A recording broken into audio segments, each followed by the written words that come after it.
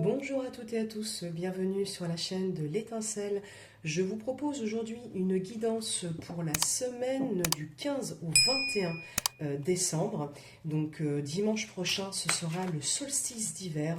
Nous rentrons officiellement dans l'hiver. Donc que nous réservent les énergies de cette semaine, sachant que dans moins de 10 jours maintenant, ce sont les fêtes de fin d'année, c'est Noël. Voilà, donc n'hésitez pas à me dire en commentaire comment vous vivez cette période un peu particulière, qui peut être très joyeuse, très lumineuse, comme parfois aussi pour certains très triste et assez pénible à vivre, hein. Tout dépend évidemment de la configuration dans laquelle on se trouve. Cette première carte du tarot sera donc un 5 de bâton. Le 5 de bâton, traditionnellement, ça vient nous dire qu'il peut y avoir de la compétition, du conflit, des enjeux stratégiques.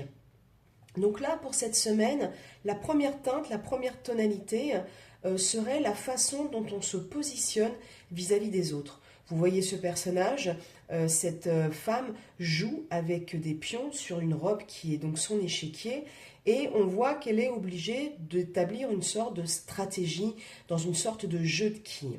Ce 5 de bâton, il peut nous appeler à être vigilants cette semaine, à être futé, à anticiper le prochain coup, en quelque part à calculer un peu comment on avance, comment on pose nos actions et peut-être comment on se positionne vis-à-vis des autres.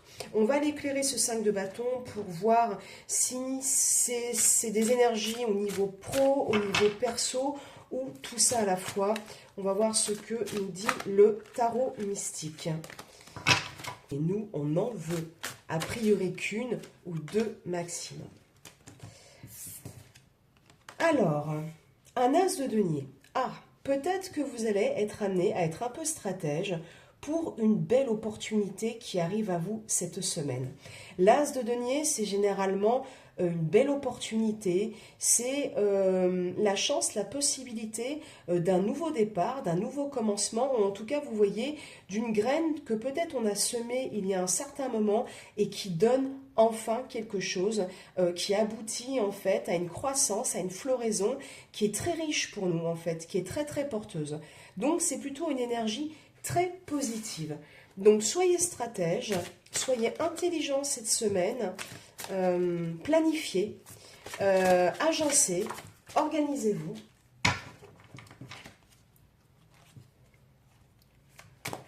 Donc on va se tirer une dernière carte du tarot et puis on complétera avec les oracles ce tirage. Très curieux, j'ai cru qu'il y avait une carte qui avait volé, qui était sortie littéralement du paquet. 10 de bâton. Alors, le 10 de bâton vient un peu mettre le focus cette semaine sur le fait de ne pas trop se charger la mule, vous me passerez l'expression, de ne pas trop se surcharger parce que vous voyez, tout comme ce personnage, elle est accablée par le poids de tout ce qu'elle a cueilli, engrangé, elle emporte trop sur ses épaules. Donc vous voyez bien, ça peut être au niveau du travail, peut-être de ce que je vous cherchais à clôturer avant les vacances de Noël, tout simplement, si vous avez la possibilité d'avoir des vacances, ou encore de tout ce que vous mettez sur le dos, dans les relations, de la charge mentale, de tout ce que vous portez, peut-être aussi pour organiser les festivités. Cette 10 de bâton-là, je la sens bien dans cette vibe-là. On va les voir rapidement avec l'oracle des miroirs, de façon plus prédictive, où se placent ces énergies, dans quel domaine de notre vie. Hérédité. Alors là, moi j'y vois plusieurs choses. L'hérédité, déjà, la première chose qui me frappe, c'est que peut-être que vous êtes inspiré, protégé, ou en tout cas soutenu par une lignée, par des ancêtres, par une histoire qui est un véritable trésor pour vous. Peut-être que de manière beaucoup plus linéaire, plus directe, cette fin d'année et cette semaine vont vous amener à vous interroger en fait sur vos ancêtres, sur votre histoire, sur votre passé, sur votre famille. En tout cas, c'est très fort d'avoir une carte aussi puissante sur l'histoire familiale quand on pense que là, justement, on arrive au solstice d'hiver et aux fêtes de fin d'année où bien souvent, beaucoup d'entre nous se retrouvent en famille, sachant que ce ne sont pas toujours des configurations très simples. Là, j'ai envie de vous dire, c'est comme si on vous disait ne prenez pas le poids de vos lignées comme un fardeau, mais plutôt comme un cadeau. On va s'en tirer une autre pour y voir un peu plus clair. Que peut nous dire l'oracle des miroirs sur ce message de la semaine du 15 au 21 décembre? Il y en a deux qui ont voulu venir, on va les prendre. Alors, le retard et la distance. Moi, je crois qu'il est possible, en effet, que peut-être que vous prenez du retard sur le travail, vos préparatifs, cette fin d'année, et que tout ça, en fait, vous accable. Or, là, j'ai l'impression qu'on vous demande d'être plus stratège, de plus planifier, de plus penser à long terme et de prendre aussi de la distance cette semaine par rapport à ce qui vous préoccupe et par rapport à tout ce que vous devez faire, tout ce que vous devez réaliser cette semaine. Autre chose, n'ayez pas peur des retards.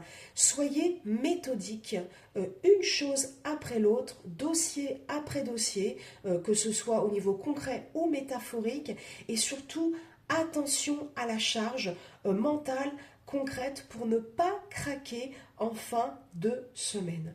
Alors c'est très bien parce que j'ai pris pour finir un oracle qui est l'oracle du scarabée d'or et qui va pouvoir nous donner un conseil, j'ai envie de dire, plus sur une vibe émotionnelle, une vibe intime.